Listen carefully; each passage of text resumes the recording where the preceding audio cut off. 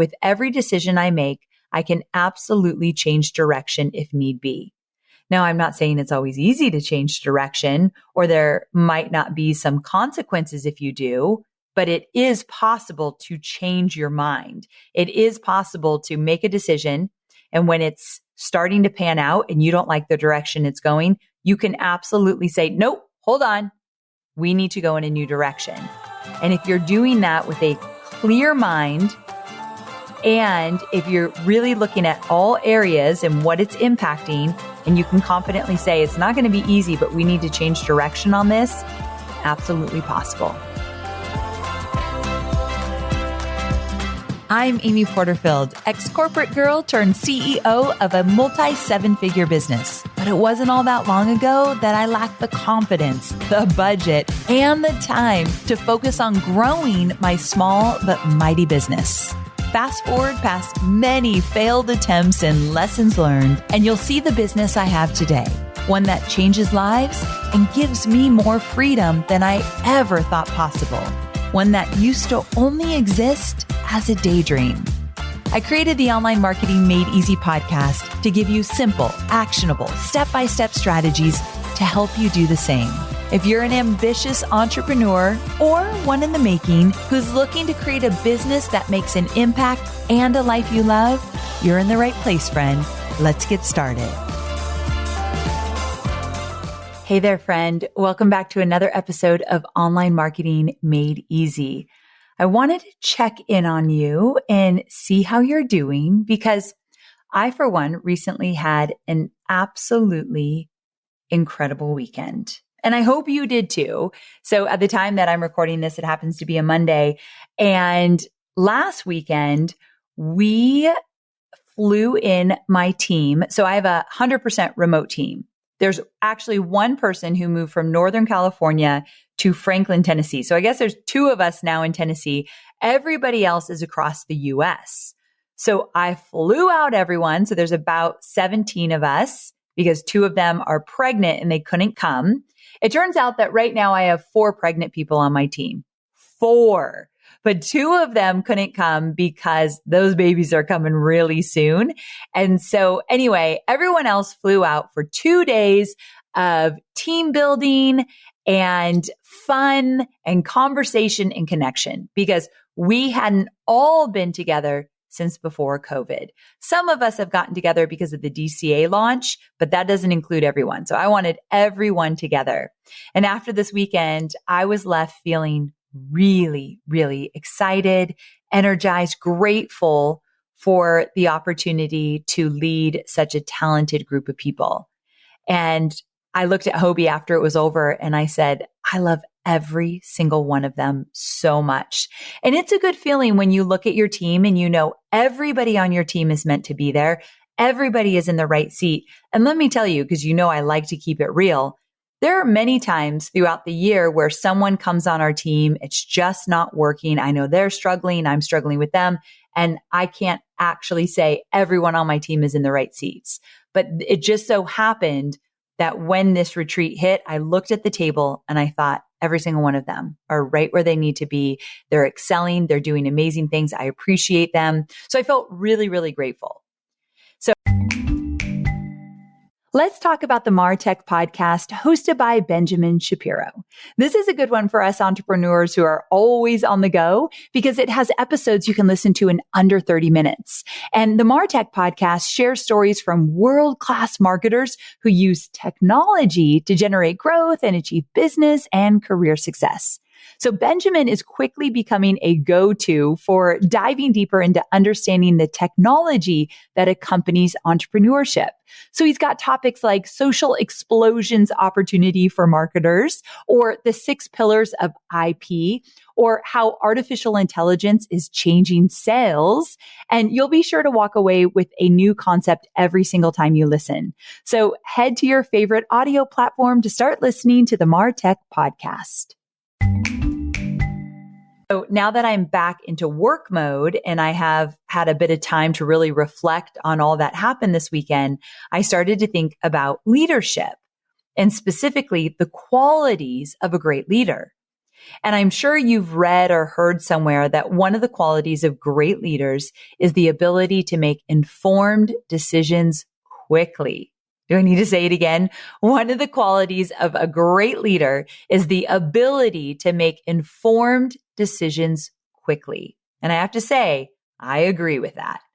But it got me thinking, what happens when you're the owner of a small business? You don't have a CEO. You're basically a one woman or a one man show. You could have a small team, but you literally make all the decisions, the big ones at least. So you are literally the one calling the shots. And what happens when you're sick of making decisions? When you have decision fatigue? Because my friend, it is a real thing. And I've absolutely dealt with it over the years. So that's why I wanted to record a quick episode about decision making and what happens when you don't want to be the one making the call. But before we dive in, quick question. Have you ever shared this podcast with a friend? Like an entrepreneurial friend or someone still in a 9-to-5 job that has dreams of creating a side hustle or going out on their own?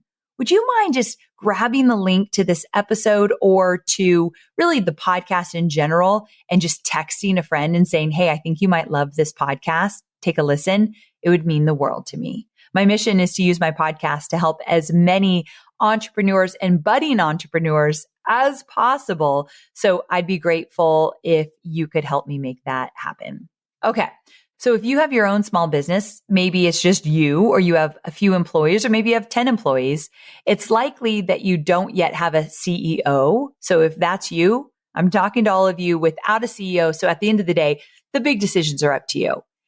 And when you are the sole captain of the ship, who's responsible for deciding everything from what the company-wide email signature looks like to your growth strategy, it can feel like a lot. And I get it, because guess what? For many, many, many, many years, that was me. Now I have a small leadership team and I have goals to have a CEO next year. But at the time of this recording, I have 20 people on my team and I wear the hat as the CEO and I do make all the really big decisions. That coupled with the fact that most decisions in my company need to be made fairly quickly, it can be pretty overwhelming. And there are so many times when I just want to throw up my hands and say to my, let's say, content director, you just decide. You just decide. Like I actually have a leadership team that I get to bounce tons of ideas off of. So I am lucky in that sense. But sometimes I want to look at my leadership team and just say, I don't want to make this decision. Just decide for me. And as tempting as that is to do, I need to fully own the fact that I am the leader. I'm the owner. I'm the CEO right now. I need to make the decisions. So there are a few things I do to take some of the edge and pressure off of making tough decisions. So I wanted to share with you some things that I hope you'll remember when you're facing a decision you'd rather hide from than decide on, but listen, I got to decide on this. Number one, I remind myself that with every decision I make, I can absolutely change direction if need be. Now, I'm not saying it's always easy to change direction, or there might not be some consequences if you do, but it is possible to change your mind. It is possible to make a decision, and when it's starting to pan out and you don't like the direction it's going, you can absolutely say, nope, hold on. We need to go in a new direction. And if you're doing that with a clear mind, and if you're really looking at all areas and what it's impacting, and you can confidently say, it's not going to be easy, but we need to change direction on this, absolutely possible. In fact, I subscribe to this idea that my friend Brooke Castillo taught me years ago, and that is that there's no such thing as a bad decision. Now, if you're like, yes, there is, Amy, and you want to argue that, how's that working for you? How does that serve you to be like, no, you can absolutely make bad decisions? Well, of course you could look at it like that, but everything's perspective, right?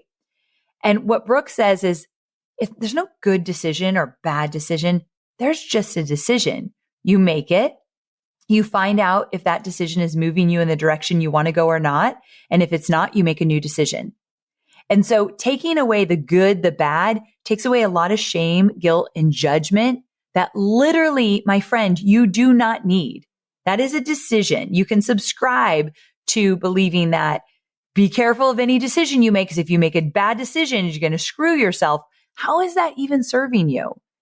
Like if you look at Brooke and what she's been able to do to build a $40+ million coaching business, I think she's on to something when she says, I don't tell myself it's a good decision or a bad decision. I just make a decision. And without putting a label on it, if I need to make a new one, I can do that faster and with more ease. It's all in the way you think. It's a mindset shift. And this mindset shift has allowed me to become really good at making well-informed decisions quickly, because I know that if I need to reevaluate, reassess, I absolutely can. Number 2 is surrounding yourself with a few people who you trust that can help you make the decision. Because let's be real, making a decision is so much more difficult when you feel like you're all alone in it. So this could be people inside your own business. It could be a mentor. It could be a coach. It could be a therapist. It could also be a really good friend. You know, I've got my peers on speed dial. Like I will absolutely bounce an idea off Jasmine or Jenna or my leadership team, or sometimes even Hobie. Hobie's really good at people problems. Like he doesn't understand my business. If I asked Hobie a decision about how I should spend my ad money, he would literally laugh in my face and be like, what ads? Like, what are you talking about? But if I said, hey, babe, I'm having a problem with one of my coordinators. For the record, I'm not, if my coordinators are listening, but I'm having a problem with my coordinator and here's what's happening. What do you think? I really love his perspective. So just know who you usually go to for different things. Also, if you're in a mastermind or if you put together a mastermind of your peers, that's also another great group. So it's got to be people that get you and have some kind of understanding of your situation and that you are willing to reach out to them. And did you hear that last part? If you're multitasking, come back to me. You have to be willing to reach out to them. I think that's the most difficult part. Telling one of my peers that I'm really struggling about something that happened in my business is not always my most favorite thing. But if you're willing to be vulnerable with a select group of people, I promise you, they will give you such great advice so you can make the decisions that are right for you. And then number 3 is simply telling yourself this: I am a master decision maker.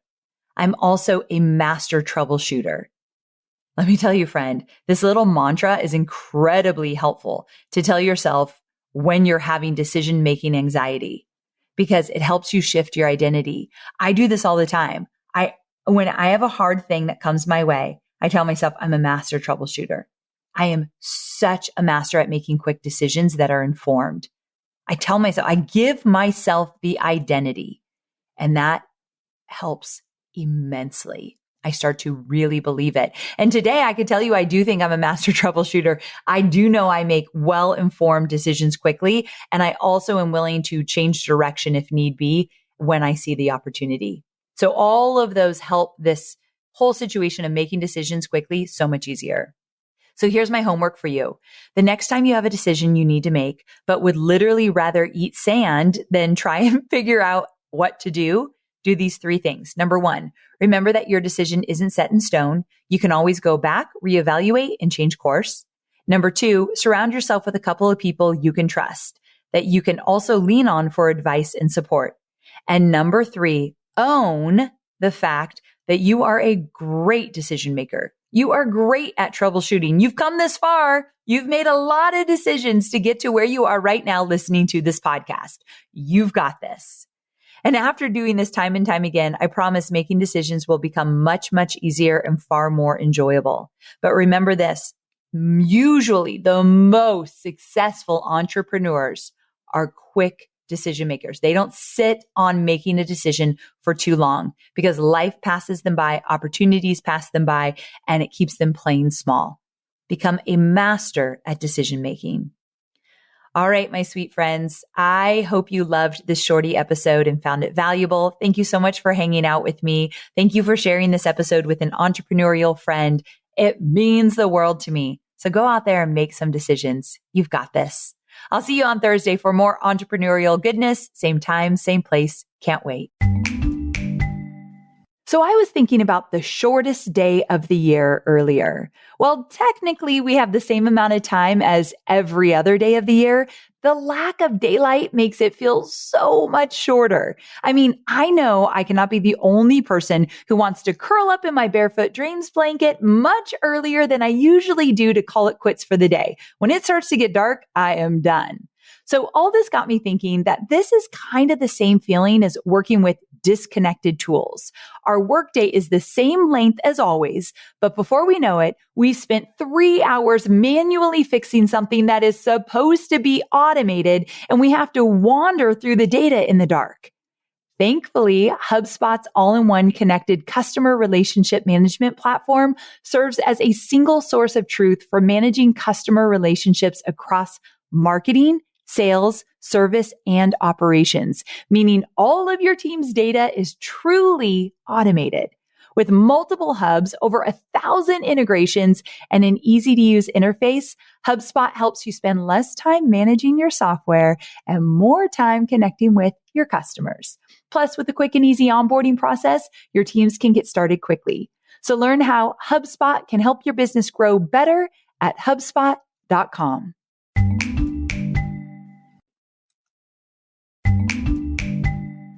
As marketers, we are driven to solve problems. Can I get an amen? There are problems that can be fun to solve, like finding new ways to connect with your audience and brainstorming a brilliant new ad campaign.